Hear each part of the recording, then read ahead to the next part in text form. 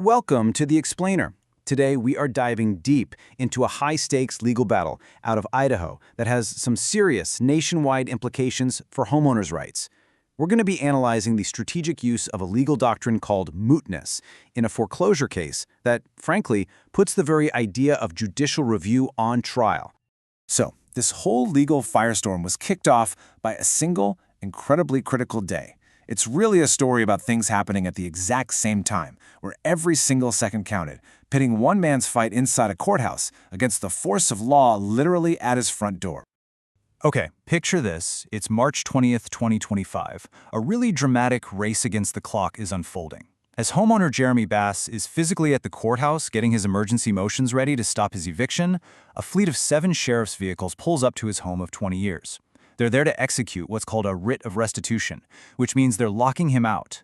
The timing here is just critical, right? His legal prep is going head-to-head with law enforcement's physical action.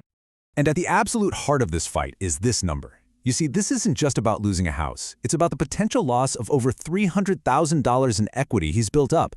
This substantial financial injury, well, it becomes the very cornerstone of the legal arguments that are about to come. So with his home and, his life savings on the line, Bass did not waste a second.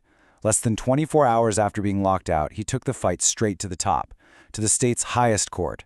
He filed these really comprehensive emergency motions, basically arguing that the lower court had abused its power and that the eviction itself was a strategic play to stop his appeal before it even started.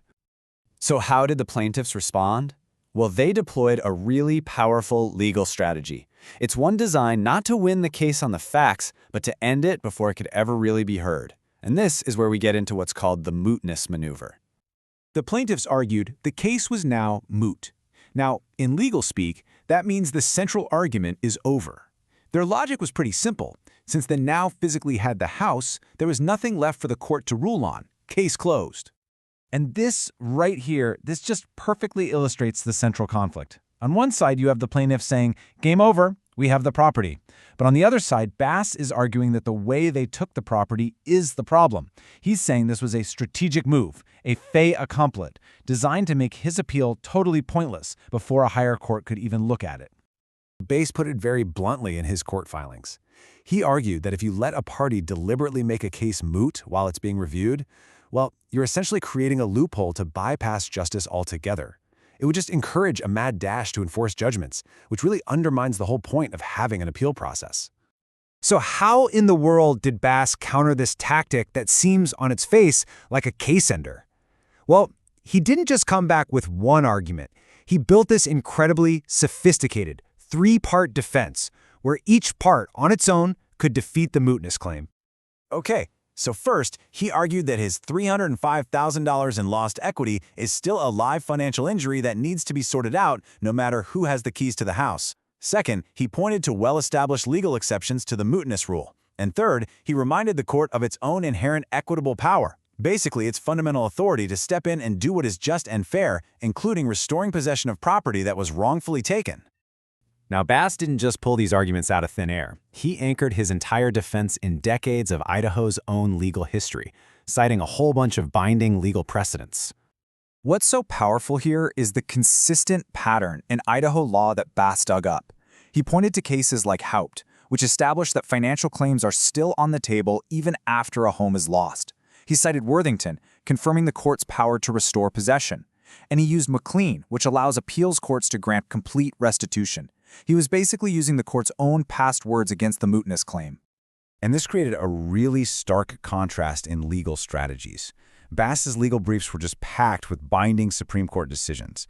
The plaintiffs, on the other hand, they relied on a single, unpublished opinion from a lower court, which carries way less legal weight, and they pretty much just ignored Bass's main arguments.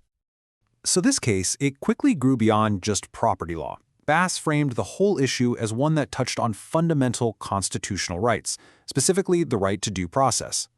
And this brings us to the core constitutional question, right? What is the value of your right to an appeal if your opponent can just seize the property and end the whole case before a judge can even rule? It raises this really profound question about whether the legal process itself can be used as a weapon to deny justice. He leaned on the principle of due process, citing Idaho Supreme Court cases that recognize property rights have special constitutional protection. His whole argument was that these stronger rights demand stronger procedural safeguards, including a real, meaningful chance to be heard on appeal before the property is lost for good. So with all of these powerful legal and constitutional arguments laid out, the whole dispute now rests in the hands of the Idaho Supreme Court. And it's not just the parties on trial here, but in a way, the legal system itself. And you know, there's another layer to this whole story. Bass is representing himself, per force pro se, as he puts it, after being turned down by over 120 law firms. This whole David versus Goliath dynamic makes the sheer sophistication of his legal arguments, which meticulously cite dozens of precedents, even more remarkable. The court now has a few different paths it can take. It could just dismiss the appeal, which would basically endorse the plaintiff's strategy. It could apply a mootness exception and let the appeal move forward. It could take the pretty extraordinary step of using its equitable power to restore possession. Or it could come up with some kind of unique solution, and every single one of those choices carries a lot of weight. You know, this ruling isn't just going to affect one home in Idaho. It's going to set a major precedent that impacts homeowner rights all across the country.